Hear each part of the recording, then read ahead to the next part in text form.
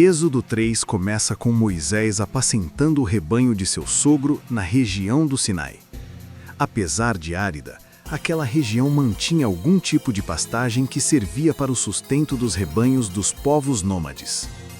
A península do Sinai possui mais de 5.000 classes de plantas diferentes. A Torá diz que em certo momento Moisés chegou ao monte de Deus, a Horebe.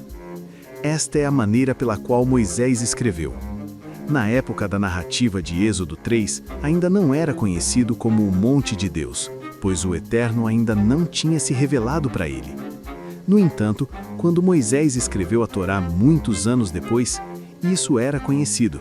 Por isso ele usou essa terminologia, a partir do momento em que ele escrevia a Torá. Esse monte passou a ser conhecido também como Monte Sinai. A Torá diz que naquele monte um anjo do Eterno apareceu numa chama de fogo, no meio de uma sarça. Então Moisés percebeu que a sarça ardia em chamas, mas não se consumia. Encontramos em vários trechos das Escrituras anjos se manifestando e falando em nome do Eterno. Afinal de contas, a palavra que é usada para anjo no hebraico, malar, é nada mais nada menos que mensageiro. A sarça ardente chamou a atenção de Moisés e ele resolveu se aproximar. Então, do meio da sarça, Deus, por intermédio de um anjo, chamou Moisés pelo nome e lhe avisou que ele deveria tirar as sandálias dos pés, porque aquele lugar era Terra Santa. Isso não quer dizer que aquela terra do Monte Sinai tinha algo de especial em si mesma ou que era um terreno místico. O lugar tornou-se santo pela presença de Deus. Tanto é que o nome Sinai, segundo o consenso de estudiosos da Bíblia e seculares, está relacionado ao nome de uma divindade lunar mesopotâmica, Sin. Não se espante, pois o politeísmo dominava, ainda domina, o mundo em questão de adeptos. Deus ainda tinha muito trabalho a fazer para tirar seu povo escolhido da idolatria, o que mesmo com a Torá outorgada e depois de milênios ainda não ocorreu.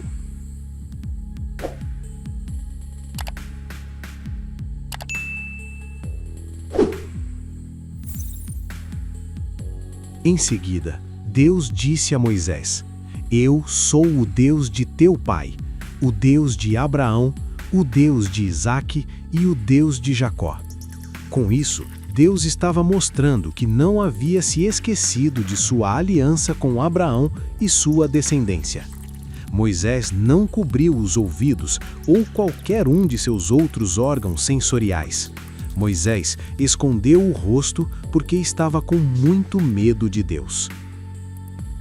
Depois disso, o Eterno falou a Moisés que havia visto a aflição de seu povo no Egito. Ele havia ouvido o clamor dos israelitas e estava atento ao sofrimento deles. Então Deus decidiu livrar o seu povo da opressão dos egípcios e fazê-lo subir à terra prometida, uma terra produtiva e farta, uma terra que mana leite e mel. Porém, Deus deixou claro que aquela não era uma terra deserta.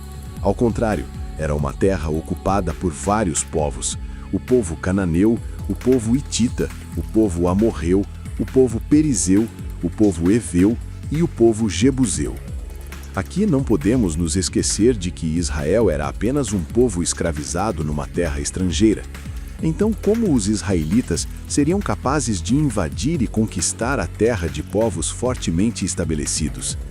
Esta questão desaparece diante das promessas de Deus, que havia decidido livrar o seu povo e conduzi-lo à terra de sua promessa. Era hora de dar um basta em toda aquela opressão egípcia. Então Deus disse a Moisés que haveria de enviá-lo a Faraó para que ele pudesse tirar os filhos de Israel do Egito. É interessante notar a particularidade com que Deus disse a Moisés: Vem agora e eu te enviarei a Faraó, para que tires o meu povo, os filhos de Israel, do Egito. Perceba que Deus não diz a Moisés para que tires o seu povo, mas diz para que tires o meu povo. Aquele empreendimento não era de Moisés, era do próprio Deus. Moisés seria apenas um instrumento guiado pelo verdadeiro libertador. A princípio, Moisés se sentiu incapaz de participar da tarefa para a qual estava sendo comissionado.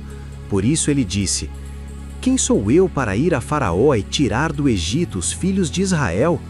Porém, Deus lhe assegurou que estaria com ele. Inclusive, Deus colocou como sinal de que foi ele que enviou Moisés, é que após os israelitas saírem do Egito, Moisés voltaria novamente àquele mesmo monte com eles para servir a Deus. Na sequência, Moisés antecipou uma pergunta que certamente seria feita pelos israelitas. Ele sabia que quando chegasse ao Egito dizendo aos israelitas ter sido enviado pelo Deus de seus pais, os filhos de Israel então desejariam saber qual era o nome de Deus. Moisés evidentemente já sabia que o Eterno é o Criador e conhecia o seu nome. O nome divino não era novo, fazia séculos que as pessoas o usavam.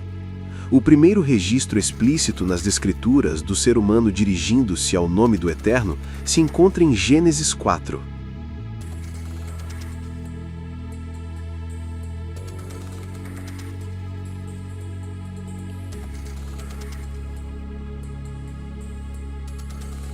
Então, óbvio que Moisés sabia o nome. Mas ao perguntar, Moisés indagava a respeito do ser representado pelo nome. Era como se ele dissesse: "O que posso dizer a teu respeito ao teu povo Israel? Algo que edifique a fé que eles têm em ti, que os convença de que realmente os libertará?" Em resposta, o Eterno revelou um aspecto emocionante de sua personalidade, algo relacionado com o significado de seu nome. Ele disse a Moisés: "Eu serei o que serei." O Eterno estava ensinando a Moisés que ele mostraria ser o que quer que fosse preciso para cumprir as suas promessas. Não importa que obstáculos os israelitas enfrentassem ou quanto fosse difícil a situação deles, o Eterno se tornaria o que quer que fosse necessário para libertá-los da escravidão. Logo após, Deus finaliza a questão dizendo a Moisés o seu nome mesmo.